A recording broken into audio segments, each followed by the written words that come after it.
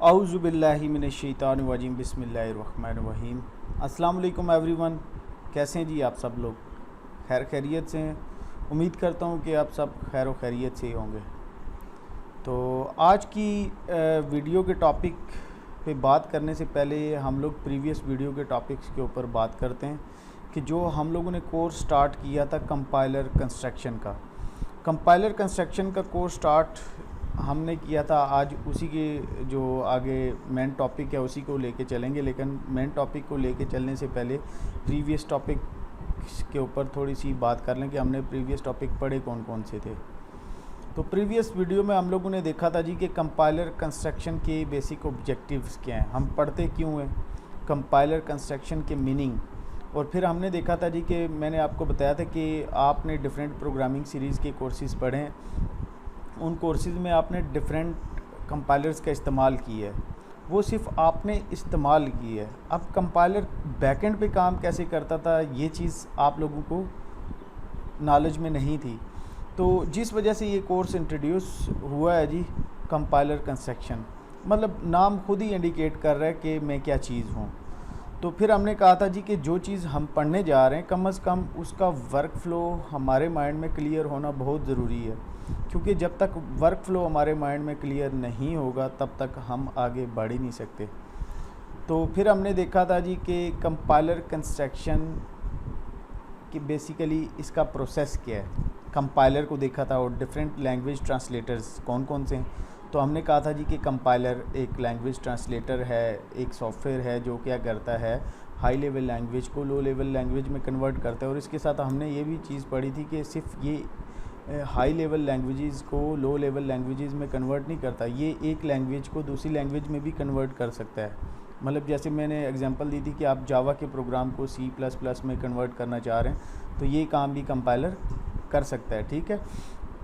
उसके बाद हमने देखा था जी कि इंटरप्रेटर का वर्क फ़्लो क्या है। फिर हमने असेंबलर को डिस्कस किया था, और असेंबलर को डिस्कस करने के बाद फिर हमने देखा था कि कंपाइलर और इंटरप्रेटर में मेन डिफरेंस क्या है।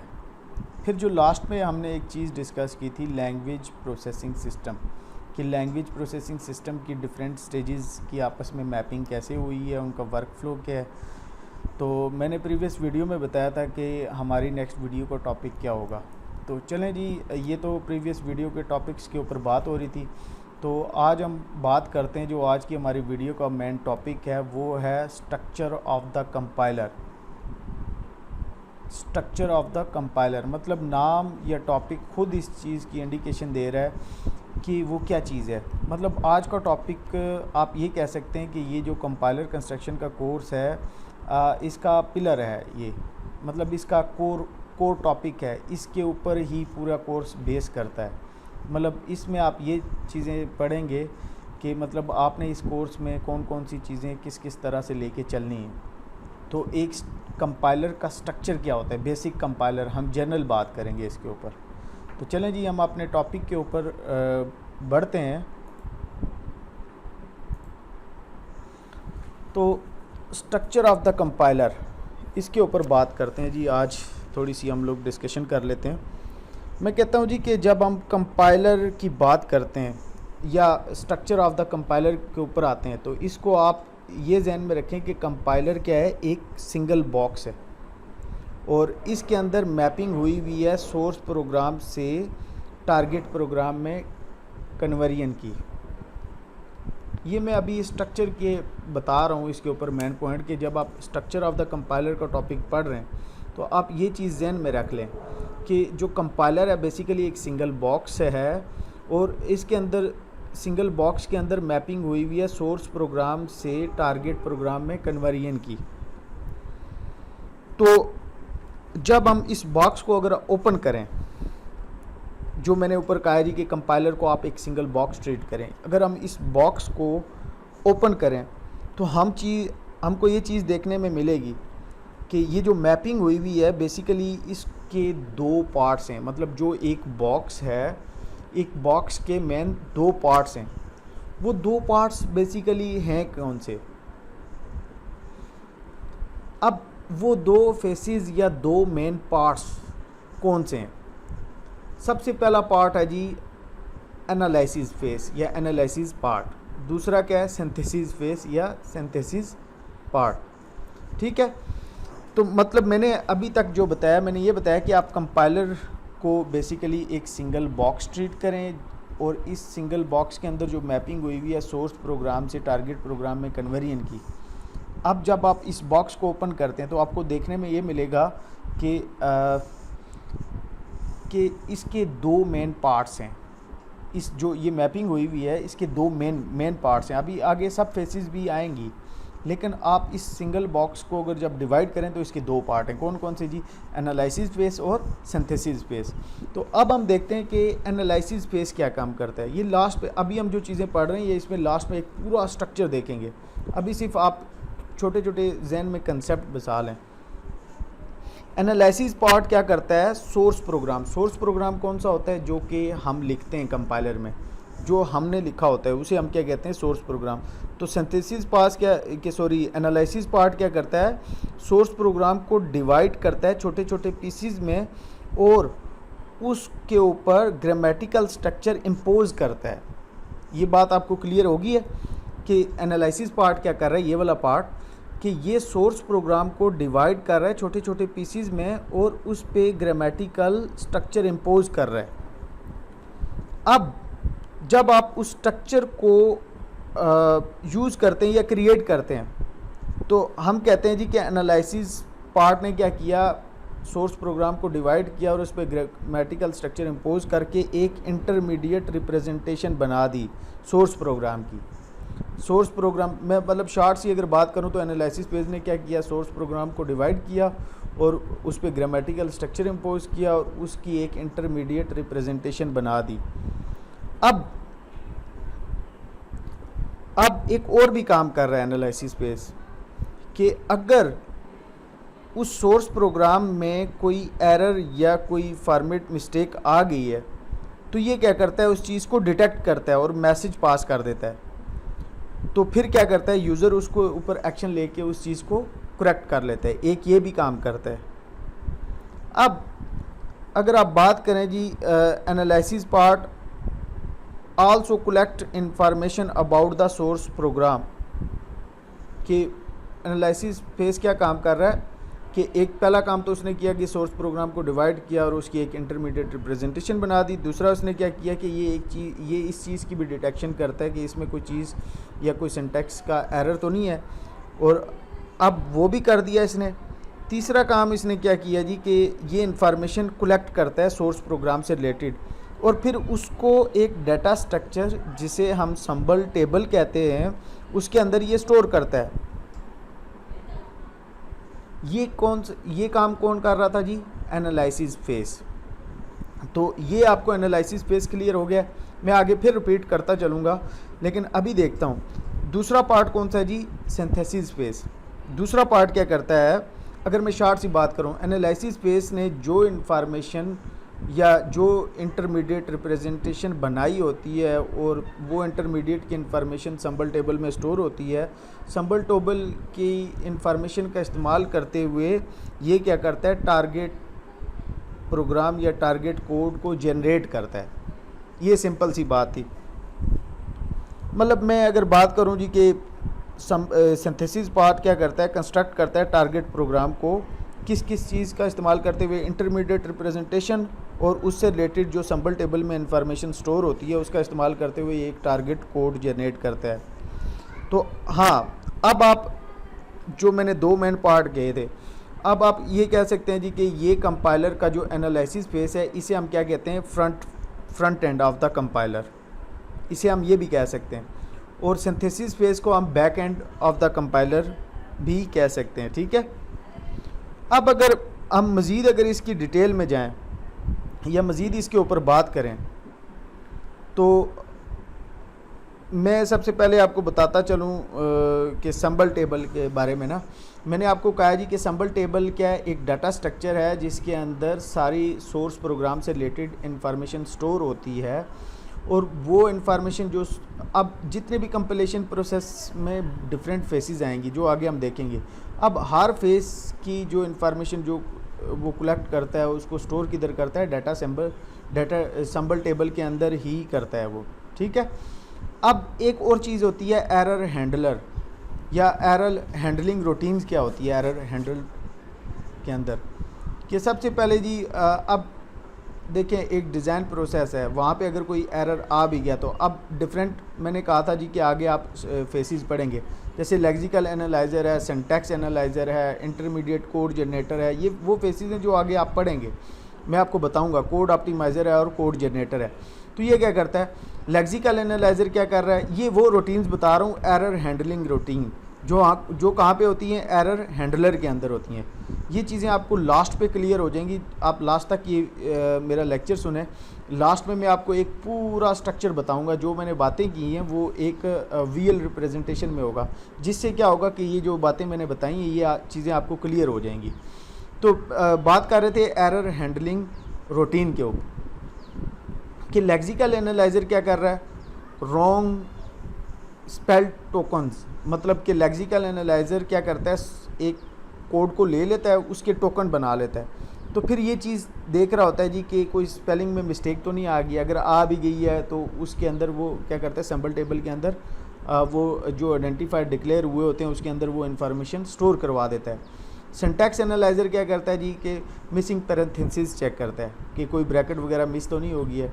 इंटरमीडिएट कोड जनरेटर क्या करता है कि जो ऑपरेंड्स होते हैं ऑपरेटर के अगेंस्ट या जो ऑपरेशन परफॉर्म होने होते हैं उन चीज़ों को ये चेक कर रहा होता है। कोड ऑप्टिमाइज़र क्या कर रहा होता है कि क्या कोड जो लिखा गया है वो कोड मतलब कि जो स्टेटमेंट्स हैं, ऐसा तो नहीं है कि वो काम एक स्टेटमेंट से हो सकता है आपने 4 स्टेटमेंट्स लिख दी हैं, मतलब वो जो 3 स्टेटमेंट लिखे हैं जिनका कोई काम ही नहीं है, तो कोड ऑप्टिमाइज़र ये काम कर रहा होता है। कोड जनरेटर क्या करता है कि उन स्टेटमेंट्स को वो क्या करता है, निगलेक्ट कर देता है, उन चीज़ों को वो ट्रीट ही नहीं करता। तो ये सारी चीज़ें कहाँ पे स्टोर हो रही होती हैं जी, सिंबल टेबल के अंदर। और सिंबल टेबल के साथ ही एरर हैंडलर होता है जो क्या करता है, एरर समरी लास्ट पे आपको जनरेट करता है। और उसके अंदर कौन सी रूटीन होती है, ये सारी रूटीन जो हम लोगों ने ये पॉइंट्स पढ़े। अब बात करते, मैंने आपको पहले भी बताया था कि फेसेस कि कंपाइलर की कंपाइलेशन फेसेस कितनी है, कि जब एक प्रोग्राम सोर्स प्रोग्राम से टारगेट प्रोग्राम में कन्वर्ट होता है तो उसको किस किस फेसेस में से गुजरना पड़ता है। तो कंपाइलर की फेसेस क्या है, लेक्सिकल एनालिसिस फेस है, दूसरी फेस क्या है, सिंटैक्स एनालिसिस फेस है। ये वो फेसेस हैं, इसके ऊपर पूरे पूरे चैप्टर्स हैं, ये आगे हम लोगों ने डिस्कस करनी है। सिर्फ आज मैं जो बात कर रहा हूँ कंपाइलर के स्ट्रक्चर के ऊपर कर रहा हूँ, और मतलब ये वो आपको लास्ट में ये चीज़ समझ आ जाएगी जब मैंने आपको ग्राफिकल रिप्रेजेंटेशन दिखाऊंगा। तो सिंटैक्स एनालिसिस, सिमेंटिक एनालिसिस और इंटरमीडिएट कोड जनरेटर, और 5वीं स्टेज कौन सी है, मशीन इंडिपेंडेंट कोड ऑप्टिमाइज़र। आपको ये बताता चलूँ कि code machine independent code optimiser जो फेस है ये ऑप्शनल होती है, ये कुछ कंपाइलर्स में होती है और कुछ कंपाइलर्स में नहीं होती। तो इसका बेसिकली पर्पज़ क्या होता है कि कोड को मज़ीद और बेहतर किया जा सके, ठीक है, मतलब इसका कुछ और ख़ास मकसद नहीं होता। फिर 6ठी फेज़ कौन सी है जी, कोड ऑप्टिमाइज़र। 7वीं कौन सी है, कोड जनरेटर। अब इन फेसेस को मैंने आपको स्टार्ट में बताया था कि कंपाइलर को जब आप पढ़ेंगे तो कंपाइलर को एक सिंगल बॉक्स ट्रीट करें। अब ये सारी चीज़ें एक सिंगल बॉक्स के अंदर आ रही हैं, 1 2 3 4 5 6 7। अब जब इन दो फेसेस को डिवाइड करो तो मैंने कहा था जी कि ये 2 इशू में डिवाइड हो रही हैं। पहला फेज़ कौन सा है जी, फ्रंट एंड मतलब या एनालिसिस फेज़। दूसरा कौन सा है जी, जो सिंथेसिस फेज़ है। सिंथेसिस फेज़ मतलब back end of the compiler.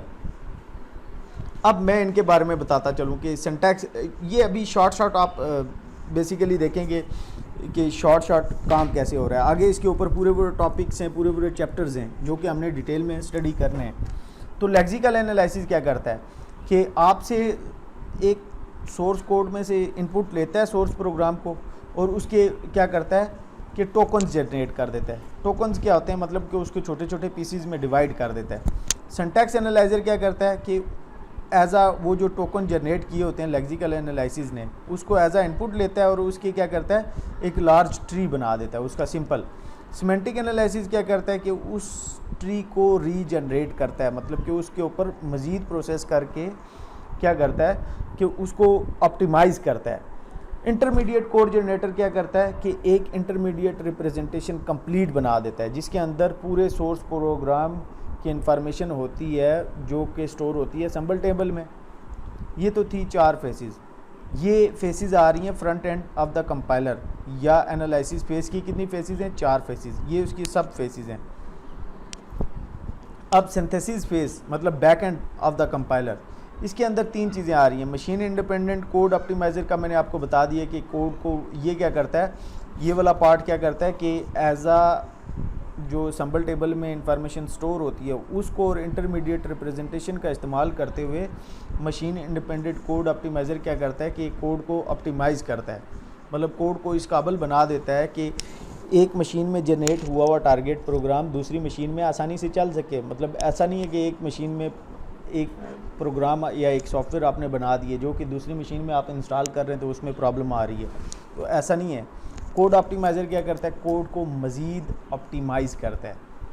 मतलब कि उसमें देखते हैं कि कुछ स्टेटमेंट्स ऐसी या कुछ ऐसी चीज़ें तो नहीं हैं कि जो मतलब जिसका इस्तेमाल ही नहीं है और हम लोगों ने वो मतलब डिक्लेयर की हुई हैं।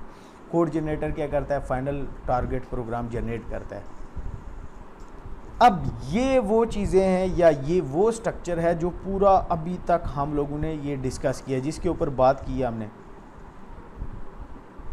ये वो स्ट्रक्चर है। अब इसको मैं दोबारा जो बातें मैंने अभी तक बता के आया हूँ मैं उसको दोबारा आपको बताता हूँ। मैंने कहा था जी कि ये पूरा क्या एक कंपाइलर का स्ट्रक्चर है।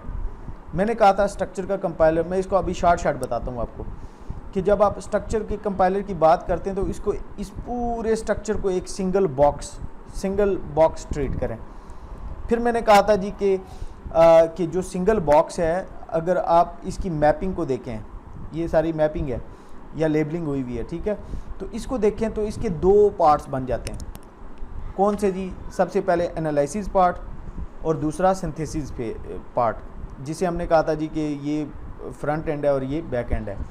तो अब अगर फ्रंट एंड या एनालिसिस फेस को हम मज़ीद डिवाइड करें तो मैंने कहा था अभी प्रीवियस स्लाइड में बात की थी कि lexical analyser, syntax analyser, semantic analyser और इंटरमीडिएट कोड जनरेटर, ये जो पहली 4 फेसेस हैं ये आती हैं फ्रंट एंड में, एनालिसिस फेस में आती हैं। और ये कोड ऑप्टिमाइज़र और टारगेट कोड जनरेटर ये आती हैं बैक एंड में, मतलब सिंथेसिस फेज़ में। अब काम कैसे हो रहा था? मैंने आपको कहा था कि एनालिसिस की ये जितनी भी फेसेस हैं, ये 4 फेसेस एनालिसिस की फेसेस हैं। ये काम क्या करती हैं जी? मैंने आपको शॉर्ट पे बताता हूँ कि ये क्या करती हैं कि जो सोर्स प्रोग्राम हाई लेवल में लिखा होता है, ये सोर्स प्रोग्राम, इसको एज आ इनपुट लेती हैं, उसके छोटे छोटे पार्ट्स करती हैं। छोटे छोटे पार्ट करने के बाद क्या करती हैं, उसकी एक इंटरमीडिएट रिप्रेजेंटेशन बना देती हैं। और अगर इस दौरान अगर कोई आप लगे कि सोर्स प्रोग्राम में कोई मसला आ रहा है या कोई सिंटैक्स वाइज ये ठीक नहीं है, तो ये क्या करती हैं कि एरर हैंडलर को दे देती हैं या एरर हैंडलिंग के अंदर वो चीज़ स्टोर करा देती हैं और वही इन्फॉर्मेशन कंप्लीट स्टोर होती है सिंबल टेबल के अंदर, ठीक है। अब जो सिंबल टेबल है ये डाटा स्ट्रक्चर है, इसकी इंटरेक्शन हर फेज़ के साथ होती है। ये जो पहली 4 फेसेस हैं कौन सी हैं? Analysis phase. ये कौन सी है जी? सिंथेसिस फेसेस के। अब क्या करता है सिंथेसिस फेज़, क्या करता है कि इन चारों से जो इन्फॉर्मेशन स्टोर हुई होती है इधर सिंबल टेबल के अंदर, इस इंफॉर्मेशन का इस्तेमाल करते हुए ये क्या करता है, फाइनल टारगेट कोड जनरेट करता है। तो फिर मैंने ये तो बात की थी पहले सबसे, फिर मैंने आया था जी लेक्सिकल एनालाइज़र क्या करता है, सोर्स कोड को लेता है और उसके लेक्सियम बना देता है, मतलब उसको लेक्सियम बना के उसके टोकन जनरेट कर देता है। टोकन जनरेट कर दिए इस पेज ने, टोकन दे दिए, जब बन गए टोकन तो इसने सिंटैक्स एनालाइज़र को पास कर दिए। सिंटैक्स एनालाइज़र ने क्या किया, एज आ इनपुट टोकन का इस्तेमाल करके हुए एक ट्री बना दिया जी, मतलब कि लार्ज ट्री बन गया। और सिमेंटिक एनालाइज़र क्या करता है कि इस ट्री को एज आ इनपुट इस्तेमाल करते हुए एक ऑप्टिमाइज ट्री बनाता है। उस ट्री की मदद से एक इंटरमीडिएट कोड जनरेट होता है जो कि स्टोर हो जाता है जी सिंबल टेबल के अंदर। उसकी पूरी इन्फॉर्मेशन स्टोर हो जाती है कि इसमें कितने आइडेंटिफायर्स हैं, इसमें कितने वेरिएबल्स हैं, इसमें कितनी पैरेंथेसिस का इस्तेमाल हुआ है, इसमें कितने सेमी कॉलम्स हैं, या प्रोग्राम के रिलेटेड सिंटैक्स वाइज ठीक है नहीं ठीक है, पूरी कंप्लीट इन्फॉर्मेशन किधर स्टोर होती है, सिंबल टेबल में। अब कोड ऑप्टिमाइज़र और टारगेट कोड जनरेटर क्या करता है, इस इंफॉर्मेशन का इस्तेमाल करते हुए वो क्या करता है, एक टारगेट प्रोग्राम या डिज़ायर्ड आउटपुट आपके सामने ले आता है। तो ये तो था जी स्ट्रक्चर ऑफ द कंपाइलर। अब आपका पूरा कोर्स यही है। अब आपने आगे जितना भी कोर्स पढ़ना है वो सारा यही स्ट्रक्चर है। आपने लेक्सिकल एनालाइज़र को डिटेल में स्टडी करना है कि वो लेक्सियम कैसे बनते हैं, फिर वो सोर्स कोड पे मतलब कि लेक्सियम टोकन कैसे जनरेट होते हैं, फिर वो ट्री कैसे बनते हैं जी, सिमेंटिकल एनालाइज़र किस तरह उस ट्री को ऑप्टिमाइज़ कर रहा होता है, इंटरमीडिएट कोड जनरेशन कैसे होती है, संबल टेबल की पूरी मैनेजमेंट किस तरह होती है, मतलब वो इन्फॉर्मेशन किस तरह स्टोर हो रही होती है। तो ये कंप्लीट इन्फॉर्मेशन आप लोग पढ़ेंगे इसी कोर्स में, यही चीज़ें। और यही आपका, मैंने आपको स्टार्ट में बताया था कि यही आपका कंपाइलर डिज़ाइन करना और कंपाइलर को इम्प्लीमेंट करना। ये जो अभी आप प्रोसेस पढ़ रहे हैं ये कंपाइलर को डिज़ाइन करने वाला पढ़ रहे हैं आप। तो आप एक कंपाइलर को स्टडी करने जा रहे हैं, तो अब आपने जब ये चीज़ें सही करके सीख जाएंगे तो ये चीज़ें आपको मतलब मैंने आपको बताया था कि जब आप लार्ज लेवल के या बड़े लेवल के सॉफ्टवेयर डिज़ाइन करते हैं तो वहाँ पे आपको ये चीज़ें बहुत काम देंगी। तो उम्मीद करता हूँ कि आज की ये टॉपिक आपको क्लियर हो गया होगा, क्योंकि ये कुछ इतना ख़ास मुश्किल तो नहीं था, ये तो आसान चीज़ें हैं। मतलब इसका अगर शार्ट बात करूँ तो मतलब कि एक कंपाइलर है, उसको हमने डिवाइड किया 2 हिस्सों में। अब 2 हिस्से क्या क्या काम करते हैं, उनकी अलग अलग रिस्पॉन्सिबिलिटीज़ पड़ी हैं, फिर उसके पूरा कंपाइलेशन प्रोसेस पड़ा है, और ये पूरा स्ट्रक्चर था। ठीक है, तो नेक्स्ट आने वाली वीडियो में हम लेक्सिकल एनालाइज़र के ऊपर बात करेंगे कि लेक्सिकल एनालिसिस को हम डिटेल में स्टडी करेंगे, और लेक्सिकल एनालाइज़र किस तरह सोर्स प्रोग्राम में से उसको छोटे छोटे पीसीज में डिवाइड करके उसके लेक्सियम बनाते हैं, और लेक्सियम बना के फिर उसको टोकन में कैसे कन्वर्ट करता है। ये चीज़ हम अगली आने वाली वीडियो में सीखेंगे। लेकिन तब तक आपने ये काम करना है कि ये स्ट्रक्चर ऑफ द कंपाइलर और कंपाइलर जो है इससे रिलेटेड आप कंप्लीट डिटेल में नोट्स रेडी कर लें और डिटेल डीप स्टडी करें। देखिए मेरा काम, ये टीचर का काम ये होता है कि सिर्फ कंसेप्ट्स क्लियर करना और उसको एक बच्चे को पाथ बताना कि बच्चे आपने ये वाला पाथ फॉलो करोगे तो आप इस लेवल तक पहुंच जाओगे। तो मेरा काम वो है। अब आप लोग माशाल्लाह समझदार बच्चे हैं, आप लोगों ने क्या करना है, आप लोगों ने डीप स्टडी करनी है, और डीप स्टडी करके जो भी आपके क्वेश्चन हो आप वो क्वेश्चन नोट कर लें, और क्वेश्चन आप कमेंट सेक्शन में भी पूछ सकते हैं या मुझे डायरेक्ट भी आप अप्रोच कर सकते हैं। तो आप ये तरीका फ़ॉलो करें तो इंशाल्लाह बाकी चीज़ें आस्ता आस्ता हम लोग क्लियर करते रहेंगे। और फिर भी अगर किसी को कोई चीज़ समझ नहीं आ रही तो वो कांटेक्ट कर सकता है बाई मेल, बाई व्हाट्सएप, या कमेंट नीचे कमेंट सेक्शन में अपनी राय का इज़हार ज़रूर करें कि मतलब किस बंदे को किस जगह से कौन सी चीज़ समझ नहीं आई। तो उम्मीद करता हूँ कि आपको ये आज की जो टॉपिक है ये क्लियर हो गया होगा। थैंक यू सो मच जी, आप लोगों ने अपना कीमती टाइम निकाल के ये टॉपिक सुना, समझा और देखा, और मैं उम्मीद भी करता हूँ कि आगे भी आप ऐसा ही करेंगे कि इस चीज़ को डीपली स्टडी करेंगे, और जो भी आपके क्वेश्चन होंगे वो आप क्वेश्चन नोट करें और फिर मुझसे पूछें तो मैं आपको फीडबैक दूँगा। तो थैंक यू सो मच जी आज की वीडियो के लिए।